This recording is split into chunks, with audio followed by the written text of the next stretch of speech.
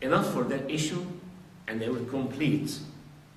What could be the etiology of low self-esteem? Why many of us have low self-esteem? As I said, because these basic facts of faith are not clear to us. A lady would call me. She have sent an email to my website when I was answering the emails, one girl.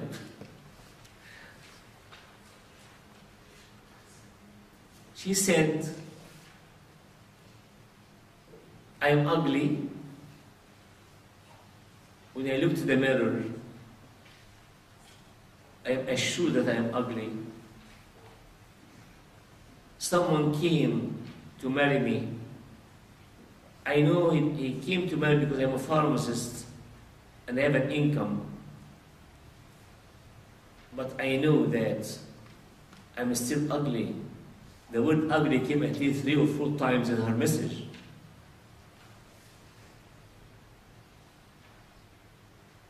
That poor lady, young lady, has no self-esteem because of something I will mention. But the main factor, and now I hope parents who are here will listen, and we will try to know the way we were parented. That's why we are here having whatever we are having now. One of the main reasons of low self-esteem is negative parenting style. Negative parenting style. And I will mention to you under that heading 10 negative parenting styles. Maybe I went through one of those. And this explains what I have inside me now. The first negative is the authoritarian kind of parenting. The very controlling, no communication, just orders, do it the way I like it, and you don't have any chance to say no. Authoritarian parenting. Number 2 of the negative kind of parenting is rejecting parents.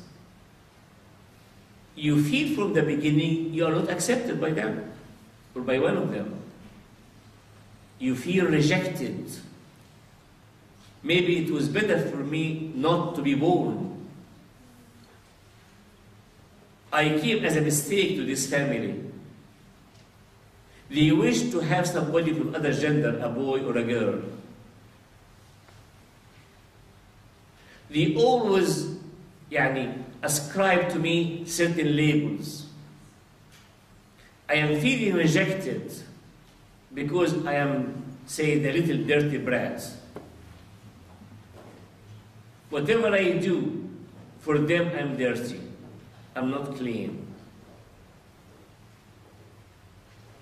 Rejecting parents. Perfectionist parents, number 3. Whatever I do is not enough. Whatever I do to them is not enough. They always criticize me.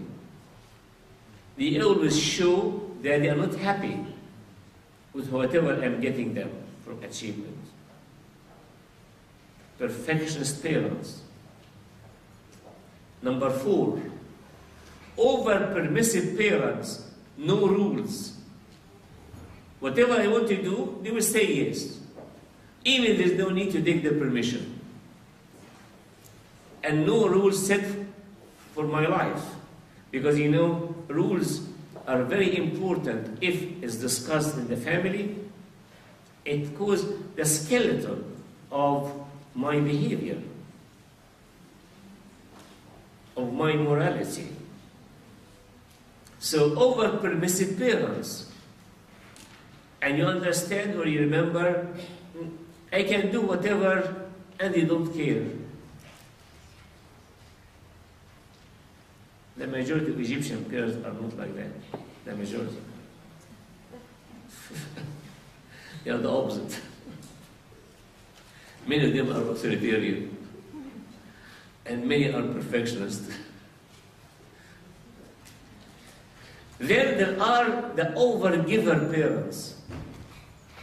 Overgiver. Whatever I want, they give it to me.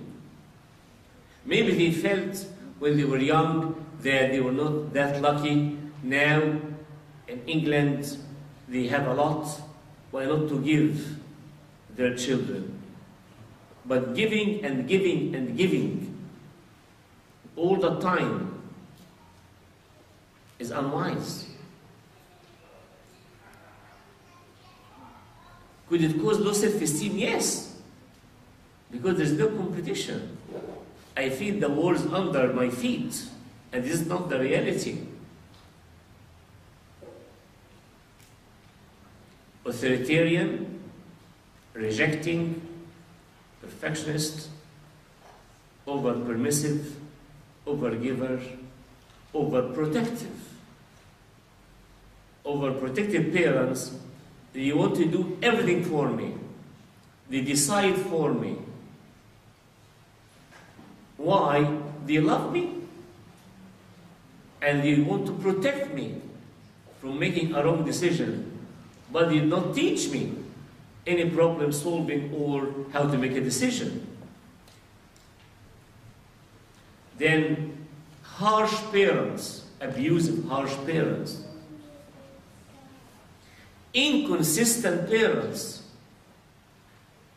One day they are with certain rules, another day with different rules. One day they are moody, one day they have good mood, one day inconsistent in the way they parent me. Then you have the double bind parenting. Double bind means I will do it in a certain way. You go right, you are wrong. You go left, you are wrong. Whatever you do, you are wrong. Why? To have authority over you. And then the last one, number 10, is the absent parent. Absent. He's psycho-emotionally absent. Maybe he's present physically, but he is emotionally not available, psychologically available. He's not there. Absent parent, whether because of study, whether because of a lot of work outside, but during the critical time of childhood, if one of the parents is always absent, it affects the normally growing young child, will lead to low self-esteem. But he needs to see the two fathers. The two parents. Parents are showing the children the love of Jesus Christ. They are the mirror through which I see Jesus Christ. They reflect to me the love of Jesus Christ. If for any reason I am unable to reflect that, now going to the second reason for low self-esteem other than negative parenting. Negative experiences in childhood and adolescence. This is one of the most important phases in our life. Childhood and adolescence. Negative experiences in the family, whatever I'm seeing in the family, in the school, abuse, harsh treatment, whatever happened with your mom and dad, fighting, whatever. So my negative experiences in my childhood, and especially negative experiences during adolescence, which is the time, actually also the late childhood and adolescence. This is the time of development of all the inferiority complexes. Because there has to be someone who's prettier than me, richer than me, stronger than me, mentally in academics better than me, his memory is better than me, a deacon better than me. There has to be. Or within the same siblings, we prefer someone more than other. All this is happening during childhood and adolescence, and it keeps bad memories inside us, which you have to deal with it. Number 3, if the parents are always commending and complimenting the outer look, especially girls, all their praise is for the outer look. You are so pretty, you are so nice, your mouth, your cheeks, your hands, your feet, your hair, whatever. And no mention of the inner qualities.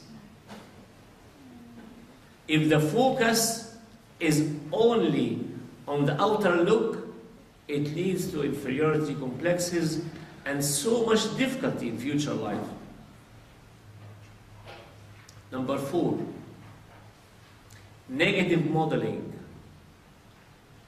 Mom and dad, one of them, have low self-esteem. And all the behaviors are showing that we have low self-esteem. And it's really infectious, because acquired character. So if one of them have low self-esteem, and he is portraying that in his behavior, going to the mall, buying, selling, talking, communicating, I see in them the passivity,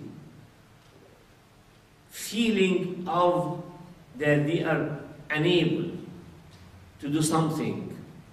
They have no courage. They can't compete, away from the challenge. There's so many signs as well, but you know. But they are negative models in front of me. Number 5 of the reasons. If someone is born with some physical infirmity, or the physical look slow maturers, I mean boys who will be the shortest in the class, because everybody already grown up and he is not. Girls in a class, all the girls already matured and they have secondary character showing that they are girls now, not children, and one of them is not. It causes low self-esteem for some time. Unless we deal with that, we help them. Someone has something crooked. Someone was born with no bones in his legs at all. Going from surgery to surgery to surgery. Somebody is born with any kind of disability or infirmity. It causes low self-esteem unless we deal with that and help them. Negative way of thinking. It's number 6.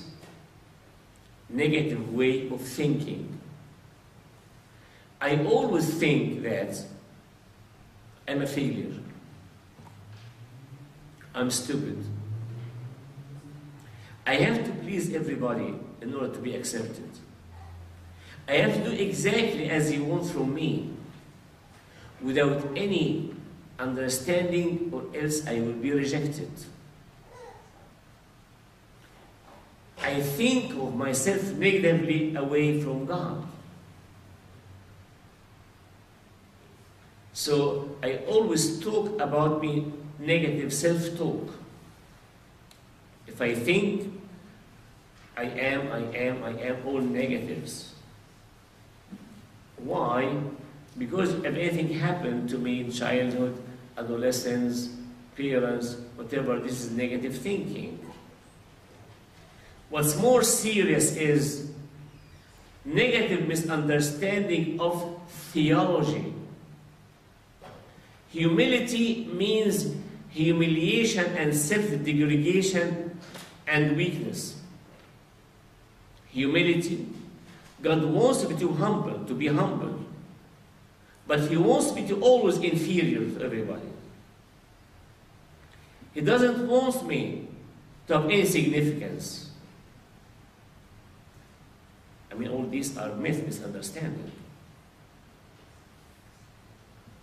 To me, self-esteem means pride and arrogance. So better not to have this so-called good self-esteem. Not self-esteem, healthy self-esteem means Christ and I equal infinite power. No. Or I can do all things through Christ. So, misunderstanding of the theology, misunderstanding of the Bible, certain verses in the Bible. Let me accuse God by things which are not right. God is looking to me as a unique person. His own temple. His own dwelling in me. I am the source of showing His light to others. He's using me as an ambassador for Him in life. God is relying on my presence. God loves my presence. He said in John 17, don't take them from the world. I want them to be in the world, but protect them from the evil one. When He was praying for God the Father. So, if I misunderstand why God created me in such a family, why He took my mom, why He took my dad, why He gave me that kind of body image, my body image, why, and then get angry at God and say He wants me to be always inferior. No, God doesn't want you to be inferior. And humility doesn't mean that inferiority complex. Humility is power.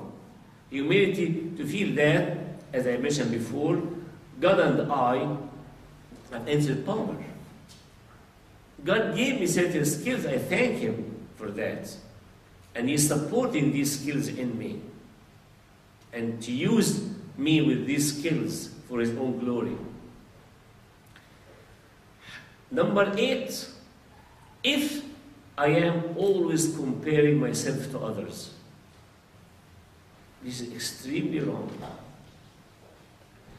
During adolescence and after that, even if adult life, if I compare myself to others always, I will have inferiority. I feel inferior. That person is better than me, stronger than me. That person is more popular than me. That person is more intelligent. That person has a better position. His house is better, his car is better. The clothes is better. All these I am comparing. And as I told you, the grass is always greener on the other side of the fence. And my eyes are only looking for what's good, what do they have and what I don't have. Not to thank God for what I have, no, to envy them and compare. This is a great source of inferiorities, inferiority complexes.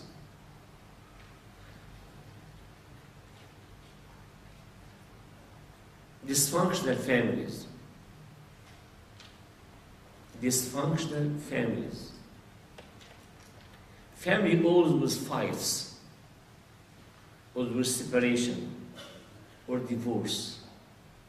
Kids lose their trust in God and in themselves.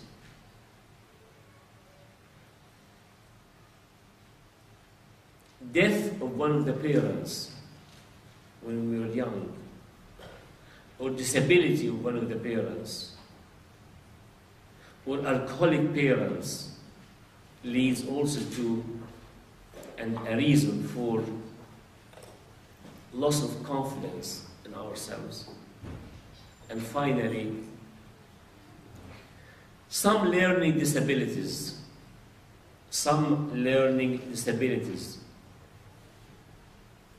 like attention deficit disorder or other learning disabilities, which will make you feel that I'm less than others. Everyone is passing the test and I'm not passing the test. Then I'm stupid. Although ADD, all of them are very intelligent and very smart, but they cannot use their smartness except with some help, with the medication. So a different other kind of learning disabilities. In the beginning, when I'm a child, it might precipitate some feeling of inferiority or some feeling of low self-esteem. I have finished. Any questions?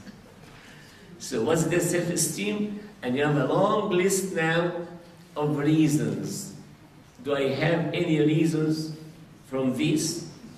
Did they went through any of these reasons? As parents, am I fitting in one of those 10 categories I have mentioned of negative parenting? And if I am, what to do? Yes, there's something to be done. There's something to be done. You will hear it. End of this day and tomorrow.